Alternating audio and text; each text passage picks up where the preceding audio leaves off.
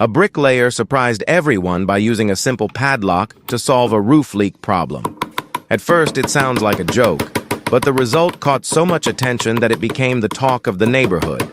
Instead of replacing tiles or spending money on long repairs, he created a practical, cheap, and efficient solution.